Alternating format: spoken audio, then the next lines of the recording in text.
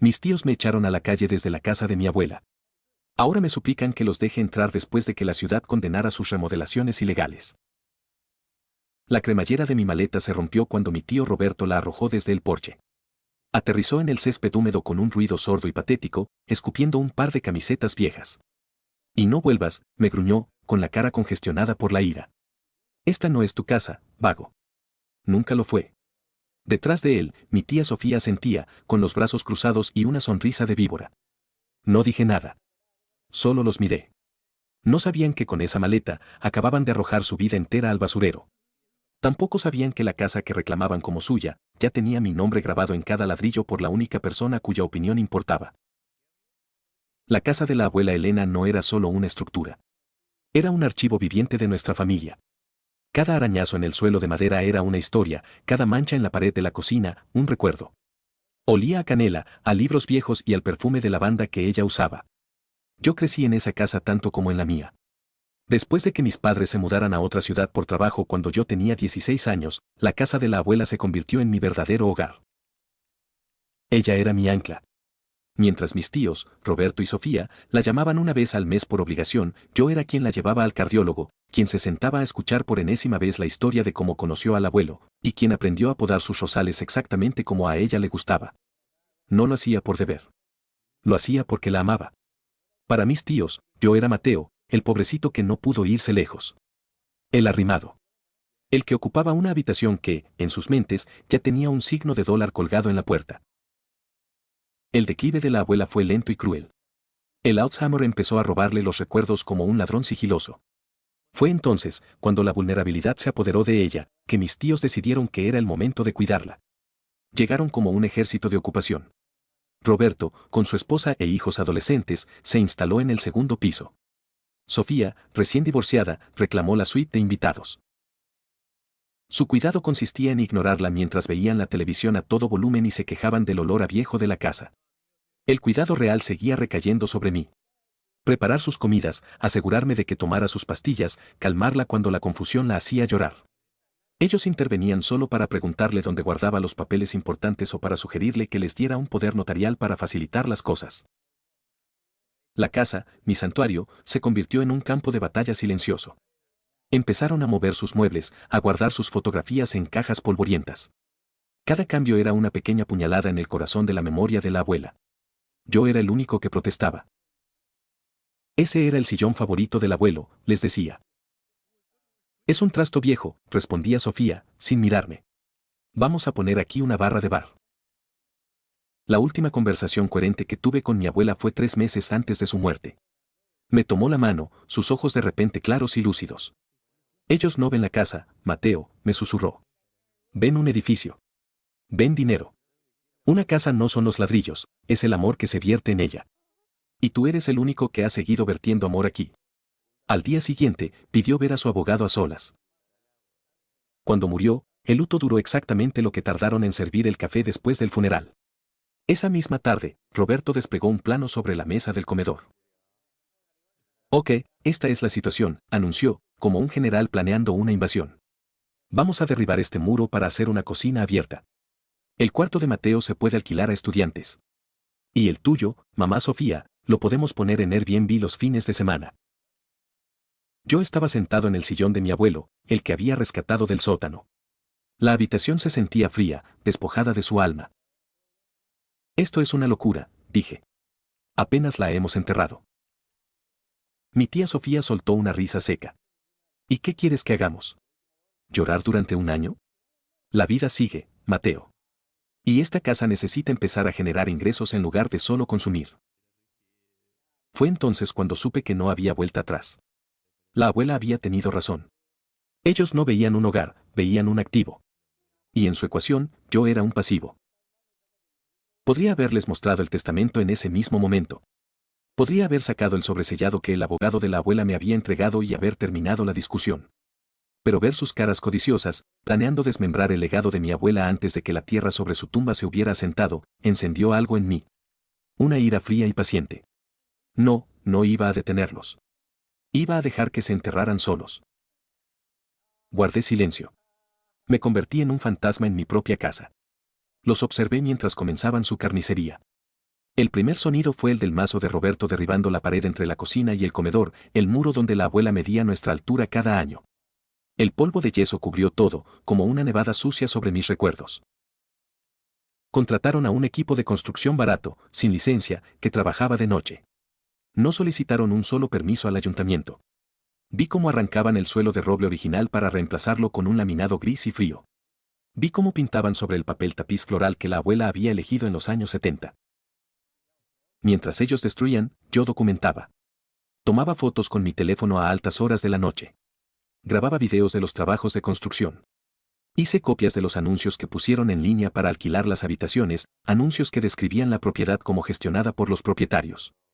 Guardé los recibos de los materiales que dejaban tirados, todos pagados con la tarjeta de crédito de mi abuela, que vaciaron antes de que el banco la cancelara. Estaba construyendo un caso, ladrillo a ladrillo, tan metódicamente como ellos destruían un hogar. Mi presencia los irritaba cada día más. Era un recordatorio viviente de un pasado que querían borrar. La tensión culminó una tarde de sábado. Estaba en mi habitación, la única que permanecía intacta, empacando en silencio algunas de las fotos de mi abuela. Sofía irrumpió sin llamar. ¿Qué crees que haces, siseó? Los nuevos inquilinos llegan mañana. Necesitamos que este cuarto esté vacío. Estos son recuerdos de la abuela, respondí, mi voz tensa. Son trastos viejos, replicó, tomando un marco de fotos y tirándolo en una caja de cartón. Y tú eres un trasto también. Llevas toda tu vida viviendo de gorra.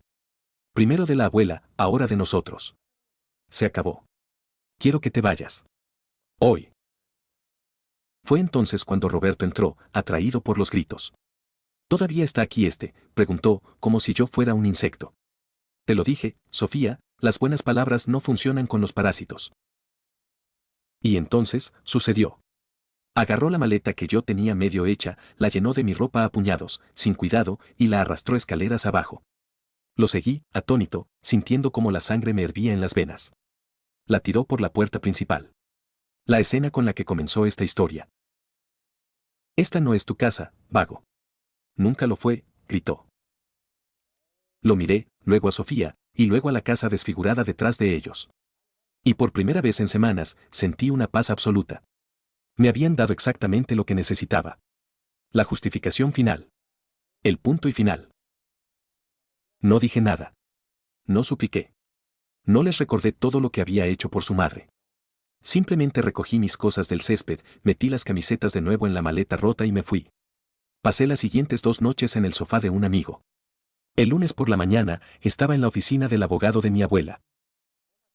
Puse todo sobre su mesa, las fotos, los videos, las capturas de pantalla de los anuncios de alquiler, una copia del testamento. El abogado, el señor Ramírez, se ajustó las gafas. Hija mía, dijo, refiriéndose a mi abuela, hasta desde el más allá sigue siendo la mujer más lista que he conocido.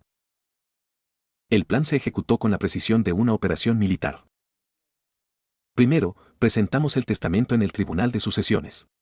Un proceso que, una vez iniciado, haría oficial mi propiedad sobre la casa. Segundo, el señor Ramírez, en mi nombre como propietario legítimo, presentó una denuncia formal ante el Departamento de Planificación Urbana y Construcción del Ayuntamiento. Adjuntamos toda la evidencia fotográfica de las remodelaciones ilegales, estructurales, eléctricas y de plomería. Tercero, presentamos una denuncia por fraude. Estaban alquilando una propiedad que no les pertenecía, declarándose como propietarios y embolsándose el dinero. Eso no era solo un asunto civil, era un delito penal. La primera bomba cayó una semana después. Un equipo de inspectores de la ciudad se presentó en la casa. Recibí una llamada de un vecino que me describió la escena, Roberto tratando de argumentar, Sofía casi histérica, y los inspectores colocando un gran cartel rojo de orden de detención de obra en la puerta principal. La multa inicial por construcciones no autorizadas fue de 5 cifras. La segunda bomba fue la orden de desalojo. Una vez que el testamento fue verificado, el tribunal emitió la orden. No solo para ellos, sino para sus inquilinos ilegales. Tenían 30 días para abandonar la propiedad. La tercera, y la más devastadora, fue la citación judicial por fraude. Sus llamadas empezaron como un torrente. Primero, furiosas. Amenazas. Insultos. Luego, cuando la realidad de las multas y los cargos penales se asentó, se convirtieron en súplicas. Mateo, por favor, tenemos que hablar, decía la voz de Roberto en un mensaje de voz, despojada de toda su arrogancia. Podemos llegar a un acuerdo. Somos familia. Cometimos un error, sobrino, lloraba Sofía en otro. Tu abuela no querría esto. No querría vernos en la calle. No respondía ninguna. El día del desalojo, fui a la casa. La policía estaba allí para supervisar el proceso. Vi cómo sacaban sus cosas, sus muebles nuevos y baratos mezclados con los restos profanados del legado de mi abuela. Cuando me vieron, corrieron hacia mí. Mateo, por el amor de Dios, suplicó Roberto, su cara pálida y sudorosa. ¿Qué vamos a hacer? ¿Dónde vamos a ir? Déjanos quedarnos, imploró Sofía. Te pagaremos alquiler. Lo que sea. Pero no nos hagas esto. Los miré, de pie en el porche de la casa que ahora era, legal e indiscutiblemente, mía.